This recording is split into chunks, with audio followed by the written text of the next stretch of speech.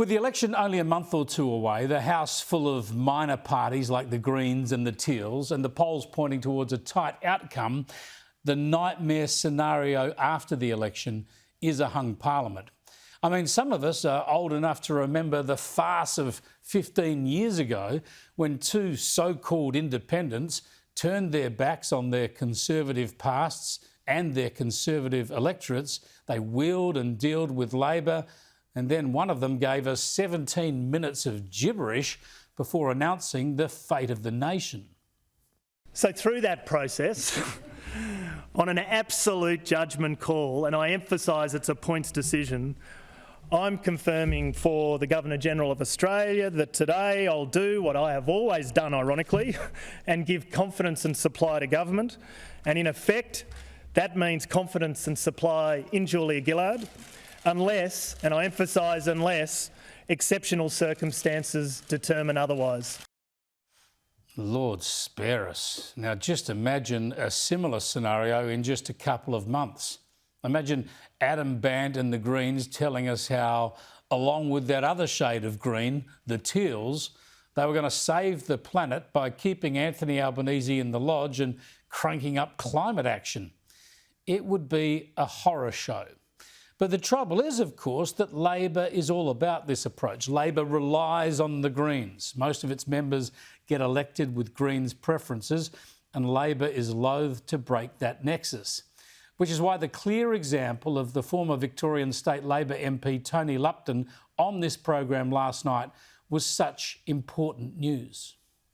I think the worst possible outcome is having Greens members of Parliament, because it gives this fringe ideological group a stature that they really don't deserve, and gives a platform to the kinds of outlandish economic ideas, the outlandish social ideas, and the kind of social division that we've seen that they've been stoking since October 7, and they've played a very bad role in the terrible rise of anti-Semitism since then.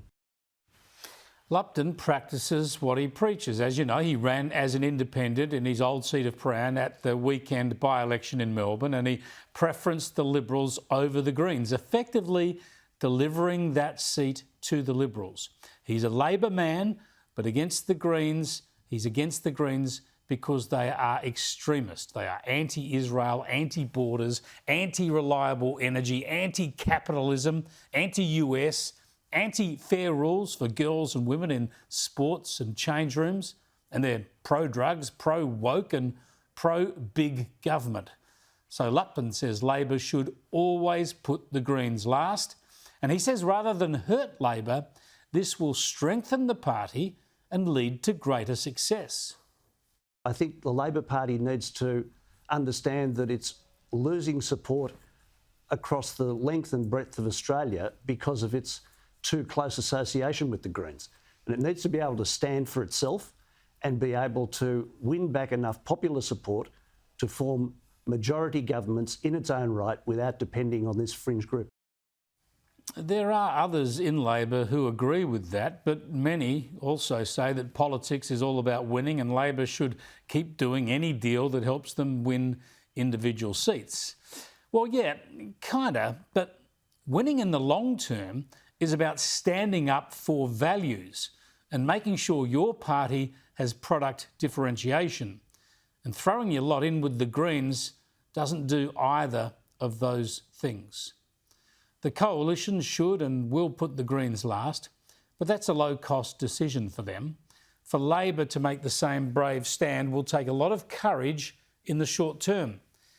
But in the long term, it might stop their party being cannibalised by the socialist left.